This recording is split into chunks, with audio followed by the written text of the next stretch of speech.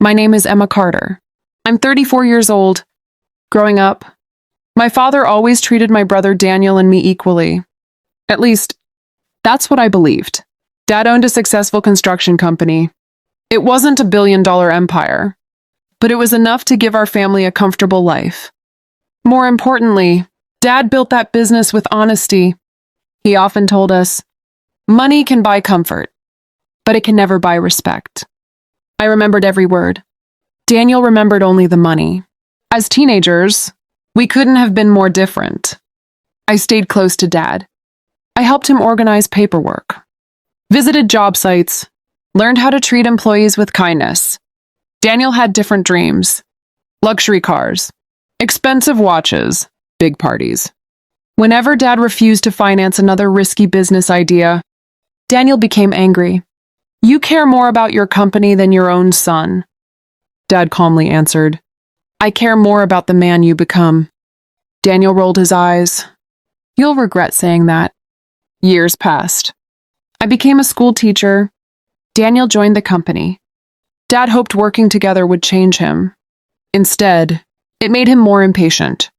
He constantly pressured Dad to retire. "You're getting old. Let me take over." Dad always smiled. "The company isn't ready." "The question is, are you?" Daniel hated hearing that. Everything changed 6 months later. Dad collapsed during a business meeting. The doctors tried everything, but 2 days later, he was gone. Losing him felt like losing the foundation of my life. The funeral was filled with hundreds of people: employees, neighbors, friends. Every single person described Dad the same way. Honest, generous, fair. Daniel barely cried. Instead, he spent most of the funeral whispering with lawyers. I noticed, but I told myself, maybe I was imagining things. I wasn't. 3 days later, Daniel called the entire family. "We're meeting tomorrow. Dad's will is being read." His voice sounded confident, almost excited. When I arrived at the law office, Daniel was already sitting at the front, wearing an expensive designer suit, smiling, as if he'd already won. He looked at me. "I hope you're ready." I frowned. "For what?" He leaned closer. "To walk away with nothing." I stared at him. Dad would never do that. Daniel simply smiled. "You'll see." A moment later, Dad's attorney, Mr. Harrison, entered the room carrying 2 items: a thick legal folder and a small sealed envelope with Dad's handwriting across the front. It read, "Do not open unless Daniel thinks he has already won." The room instantly fell silent. Daniel's confident smile began to fade. The room was completely silent. No one moved. No one spoke. Mr. Harrison carefully picked up the sealed envelope. He looked at the judge. "Your Honor, Robert Carter instructed me to open this only if Daniel believed he had already inherited everything." The judge nodded. "Proceed." Mr. Harrison broke the seal. Inside, there was a handwritten letter and a small USB flash drive. Daniel laughed. "A video? Seriously? The will has already been signed. The case is over." Mr. Harrison calmly replied, "No. Robert made this video part of his legal instructions. The court must watch it before the estate can be finalized." The judge looked toward the court clerk. "Play the recording." The lights dimmed. The large courtroom screen flickered to life. For a few seconds, only a black screen appeared. Then, my father's face filled the room. I couldn't breathe. It felt as though he were alive again. He smiled gently. "If you're watching this, I'm no longer here." The courtroom fell completely silent. Then his smile disappeared. His eyes became serious. "Daniel, if you're sitting there believing you've won, I'm afraid you've misunderstood everything." Daniel shifted nervously in his chair. Dad continued, "My children, this video isn't about money. It's about truth." Dad reached toward the camera. He picked up a folder. "Many years ago, I realized someone might try to change my final wishes. so I prepared for today. He held up another document. What you're looking at is my real estate plan. The copy anyone finds outside my attorney's office should never be trusted. Gasps echoed throughout the courtroom. Daniel's face turned pale.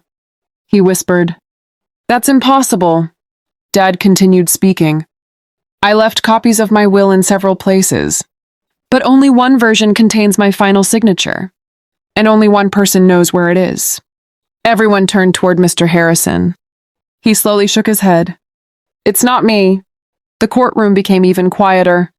Dad smiled. "No, it isn't my lawyer. I asked someone else. Someone Daniel never expected." At that exact moment, the courtroom doors slowly opened. Every head turned. An elderly man walked inside carrying a locked leather briefcase. He looked directly at the judge. "My name is Michael Evans. I served as Robert Carter's business partner for 28 years. Daniel stared in disbelief. "I've never seen him before," Michael answered calmly. "That's exactly why Robert chose me." Michael placed the briefcase on the evidence table. He unlocked it. Inside was a thick folder, stamped in bright red letters, "Original estate documents." Beneath it was another sealed envelope. Mr. Harrison picked up the folder. His eyes widened. "These documents, they've been notarized. The dates match Robert's official record." The judge leaned forward. "So this may be the authentic will." Daniel jumped to his feet. "No, that can't be right." The judge struck the gavel. "Mr. Carter, sit down." Slowly, Daniel sat back down. For the first time that day, the confidence was gone. The smile had vanished. And deep inside, he realized Dad's secret video wasn't finished. It had only just begun. Michael slowly placed the original estate documents on the judge's desk. The courtroom became completely silent. Mr. Harrison carefully opened the folder. Every page carried my father's signature. Every page had been notarized. Every page matched the dates in Dad's business records. The judge looked toward Daniel. "Mr. Carter, it appears these documents are authentic." Daniel's hands began to shake. "No, this isn't possible." Mr. Harrison opened the first page. "Robert Carter Family Trust." He smiled. "I knew Robert would never leave one child with everything." Daniel interrupted. "Read it." Mr. Harrison nodded. "The family home will be inherited equally by Emily and Daniel." Daniel lowered his head. "The construction company will remain in the family trust. No individual may sell or control it alone." Several employees sitting in the courtroom quietly smiled. Dad had protected the company, even after his death. Then Mr. Harrison reached another page. His expression suddenly changed. "What is it?" the judge asked. He looked directly at Daniel. Robert attached a personal statement. He began reading. "If Daniel is hearing this, it means he ignored everything I tried to teach him." Daniel stared at the floor. The courtroom was silent. Mr. Harrison continued. "For years, I quietly paid Daniel's debts." Gasps spread across the room. Mr. Harrison lifted several bank records. For $80,000. I personally covered Daniel's failed business loans. I froze. I had never known. Dad had protected Daniel again and again. Then came another document. It was a signed agreement. Mr. Harrison held it up. "This is Daniel's written promise to repay every dollar." Daniel whispered. "I was going to—" Mr. Harrison calmly interrupted. "You never made a single payment." Daniel couldn't answer. Michael quietly opened another envelope. "There is one final recording." He inserted another flash drive. The screen came alive again. Dad appeared. This time, he wasn't sitting in his office. He was standing inside our family home. He smiled gently. "Daniel, if you're watching this, I still love you." Daniel began crying. Then Dad continued. "But love doesn't mean protecting you from the consequences of your choices. I watched greed slowly change your heart. I prayed it would stop. It didn't.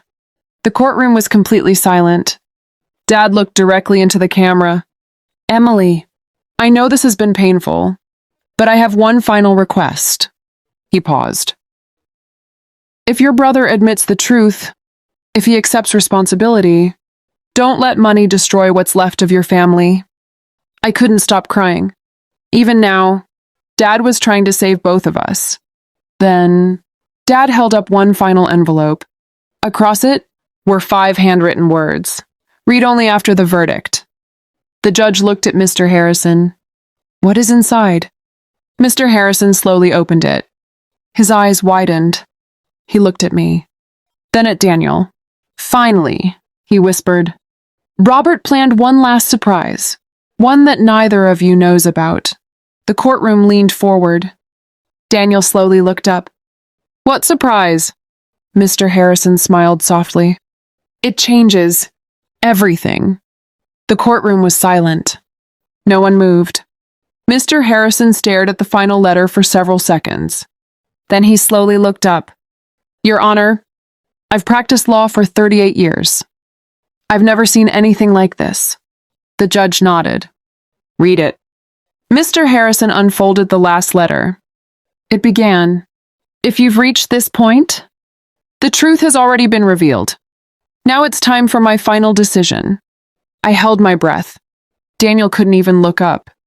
Mr. Harrison continued reading. Emily, if you're reading this, I'm proud of the woman you've become. Tears rolled down my face. Then, he read the next paragraph. Daniel, I'm not disappointed because you wanted my money. I'm disappointed because you believed money was worth more than your sister. Daniel covered his face. The room remained completely silent. Then came the sentence. No one expected. My greatest inheritance has never been my company. It has never been my house. It has never been my savings. My greatest inheritance is the chance for my children to become a family again. Even the judge lowered his head.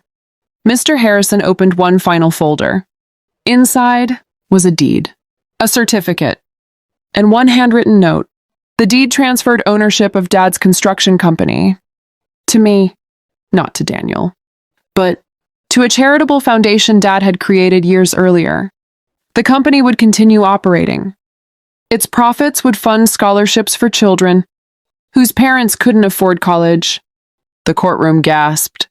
Daniel whispered, He gave the company away? Mr. Harrison nodded. Yes. He believed helping future generations was more important than leaving behind wealth. The remaining estate, the family home, savings, and investments would still be divided equally under the family trust, exactly as Dad had always intended. No favorites, no winners, no losers, only fairness. The judge looked toward Daniel. Mr. Carter, the fraudulent document you've presented is invalid. The court recognizes Robert Carter's original estate plan. He paused. The investigation regarding the forged documents will continue. Daniel slowly stood. He didn't argue. He didn't complain. Instead, he walked toward me. For several seconds, he couldn't speak. Finally, his voice broke. Emily, I'm sorry. I lied. I let greed destroy everything Dad spent his life building. I don't deserve forgiveness. I only wanted one chance. To tell you the truth, I looked into my brother's eyes. For the first time, I didn't see pride. I didn't see anger. I saw regret. Real regret. I remembered Dad's last request. Don't let money destroy what's left of your family. Slowly, I stepped forward and hugged my brother. The courtroom watched in silence. Daniel broke down crying. I miss him, I whispered. So do I. 6 months later, life looked different. Daniel accepted responsibility for his actions. He cooperated with the authorities. He repaid what he could. He rebuilt his life honestly, one day at a time. Every Saturday, we volunteered together at the scholarship foundation Dad had created. Each year, dozens of students received an education because of his generosity. Above the entrance, a bronze plaque displayed Dad's favorite words. Character is the only inheritance no one can steal. Every time we walked past it, we smiled. Because we finally understood Dad's last video wasn't meant to expose a liar. It was meant to save a family. And in the end, it did.